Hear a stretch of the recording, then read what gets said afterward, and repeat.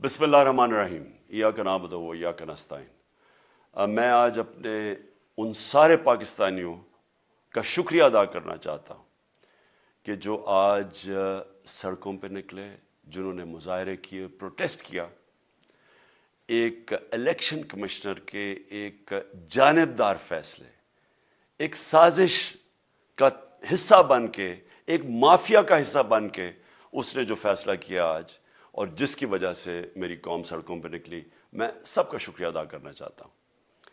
پہلے تو میں اپنی قوم کے سامنے یہ رکھنا چاہتا ہوں، یہ کیا فیصلہ ہے، یعنی یہ توشہ خانہ کیا چیز ہے؟ توشہ خانہ وہ ہے کہ جب ملک کا پرائم منسٹر، اس کے وزیر، اس کے آرمی چیف، ان کو جب پریزنٹس ملتے ہیں، جب وہ اقتدار میں ہوتے ہیں، تو جب ان کو تحفے ملتے ہیں، تو یہ جو سارے تحفے ہیں یہ جاتے ہیں توشہ خانہ کے اندر۔ ایک پورا ریکارڈ ادھر قائم کیا جاتا ہے۔ اس توشہ خانہ سے ایک قانون کے تحت آپ فیصلہ کر سکتے ہیں کہ میں ایک آدھی قیمت، ہمارے دور میں آدھی قیمت ہم دے کے ہم وہ خرید سکتے ہیں وہاں سے۔ سارا ریکارڈ اس کا ہے پڑا ہوا توشہ خانہ میں۔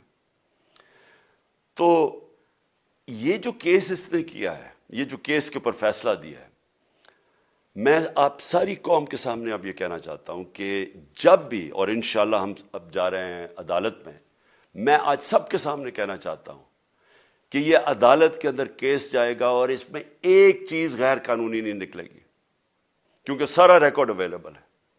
اور جنہوں نے قانون توڑا ہے، توشہ خانہ کا قانون کس نے توڑا ہے؟ آصف زرداری نے اور نواز شریف نے۔ کیسے توڑا ہے؟ انہوں نے 4 مہنگی گاڑیاں اس توشہ خانہ سے نکالی ہے۔ قانون یہ کہتا ہے کہ آپ گاڑیاں نہیں نکال سکتے، مجھے بھی ملی تھی۔ تو ان کے کیس تو سنے نہیں، ان کے 10 سال سے کیس پڑے ہوئے جو انہوں نے یہ گاڑیاں غیر قانونی طور پہ نکالی تھی۔ اور وہ جو کہ سارے میرے وکیل نے آج قوم کے سامنے بتایا کہ سارا ریکارڈ اویلیبل ہے، اس کے اوپر اس نے یہ فیصلہ کیا۔ تو پہلے تو ہم جائیں گے انشاءاللہ عدالت میں، لیکن میں اس الیکشن کمشنر کے اوپر اپنی قوم کے سامنے اس کا ذرا اصلیت رکھنا چاہتا ہوں۔ یہ وہ آدمی ہے جو پچھلے 2.5 سال سے ہمارے خلاف فیصلے دے رہا ہے۔ 8 یا 9 دفعہ اس نے ہمارے خلاف فیصلہ دیا، ہم عدالت میں گئے اور عدالت نے اس کے فیصلے اوور ٹرن کر کے ہمارے حق میں فیصلے دیے، کیونکہ اس کے جو فیصلے تھے وہ غیر جانبدار نہیں تھے۔ ہم ای وی ایم مشینز کے اوپر کوشش کرتے رہے کہ اس ملک میں صاف اور شفاف الیکشن ہو، 2 سال کوشش کرتے رہے۔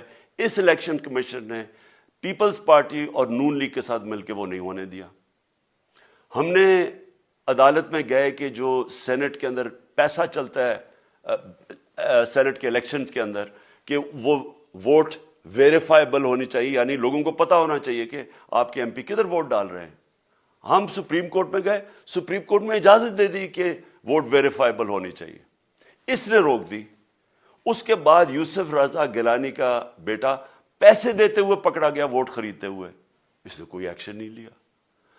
یہ اس نے جب ہمارا یہ ابھی جو آڈیو لیکس ہوئی ہے، اس کے اندر کیا چیز آئی ہے سامنے؟ آڈیو لیکس میں یہ سامنے آئی کہ نون لیگ کے ساتھ بیٹھ کے یہ فیصلے کر رہا تھا کہ کون سے حلقے ہمارے کمزور ہیں اور کدھر پی ڈی ایم کی ووٹ جو تھی ہمارے حلقوں سے دگنی تھی۔ اس نے ان کے ساتھ بیٹھ کے فیصلے کیے۔ یہ جو ابھی حال ہی میں الیکشن ہوئے ہیں، اسی الیکشن کمیشن نے، اس نے پہلے بھی جب پنجاب کے بائی الیکشن ہوئے تب بھی پوری الیکشن کمیشن کی مشینری نے ان کی مدد کی، اور اس کے گورنمنٹ بھی پنجاب میں انہی کی تھی، گورنمنٹ کی مشینری نے بھی پوری مدد کی۔ اس کے باوجود دونوں دفعہ یہ الیکشن ہار گئے، اور الیکشن اس لیے ہارے کہ پاکستان کی قوم ان کو ریجیکٹ کر بیٹھی ہے، اور اللہ کا شکر ادا کرتا ہوں ہمارے ساتھ کھڑی ہے۔ جب ہماری گورنمنٹ گئی تب سے یہ مافیا کوشش کر رہا ہے کہ تحریک انصاف کو ختم کرنے کی۔ پہلے تو انہوں نے گورنمنٹ گرائی بیرونی سازش، پھر انہوں نے کروڑ روپیہ خرچ کیا، 20 یا 25 کروڑ روپے کی ووٹیں خریدی، لوگوں کو لوٹا بنایا، ہماری گورنمنٹ گرائی۔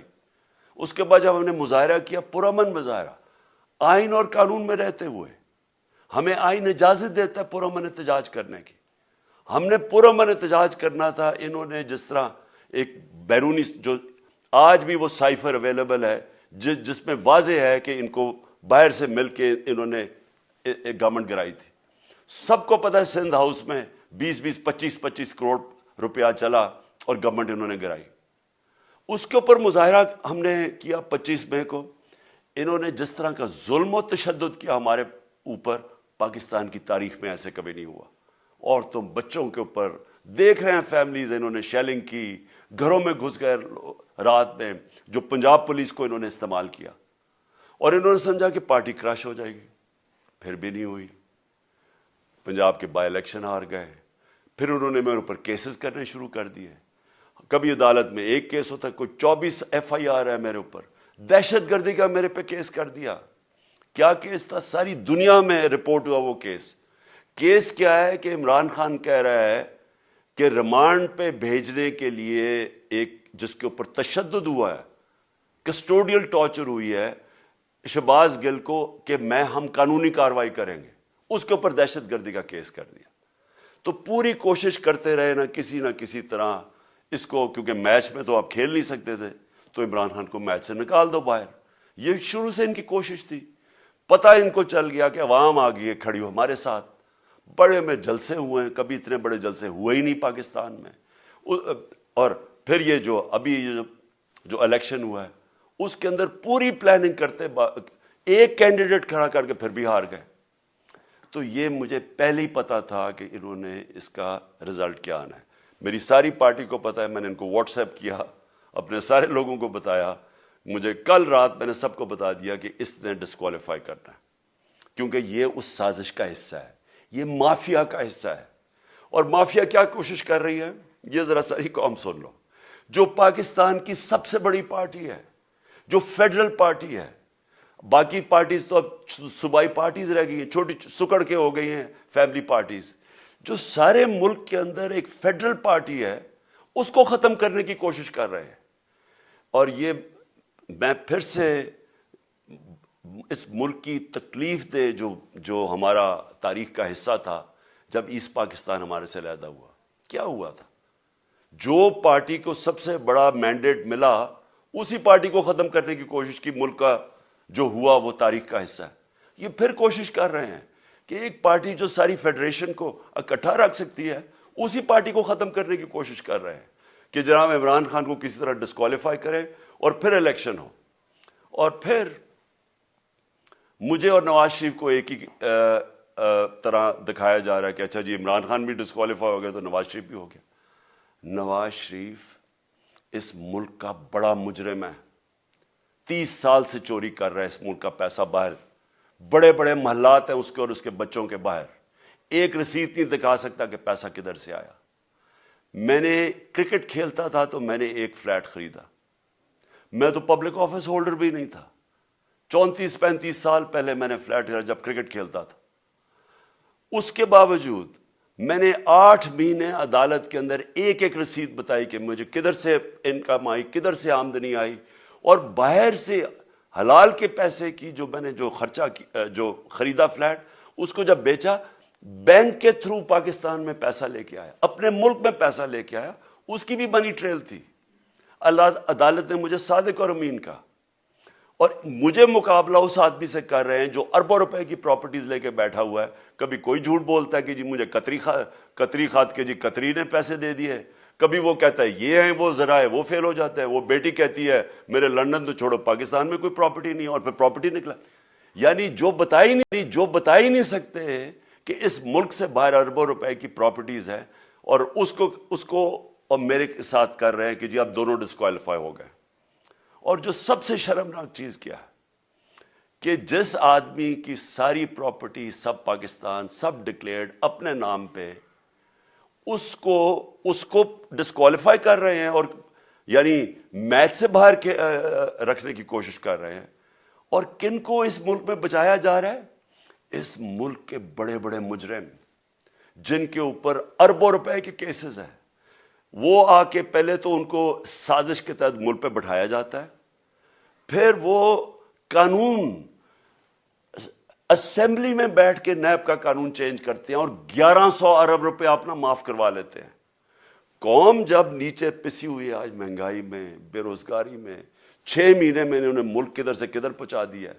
آج دنیا کہہ رہی ہے کہ پاکستان قرضے نہیں اپنے واپس کر سکتا, ہمارے بانڈز کریش کر گئے ہیں, ہماری انڈسٹری نیچے جا رہی ہے, ہمارا فورن جو پاکستان میں ڈالرز آنے تھے ایکسپورٹس بھی نیچے جا رہی ہیں, ریمیٹنس بھی نیچے جا رہی ہے, ملک کی دولت کم ہو رہی ہے, گروتھ ریٹ نیچے چلی گئی ہے, کسان علیحدہ سڑکوں پہ نکلے ہوئے ہیں, ٹیکسٹائل انڈسٹری وہ 20% بند ہو گئی ہے. 6 مہینے میں وہ پاکستان کو یہاں لے کے آئے ہیں اور اپنے صرف پیسے بچا رہے ہیں, صرف آ کے اپنی چوری بچا رہے ہیں.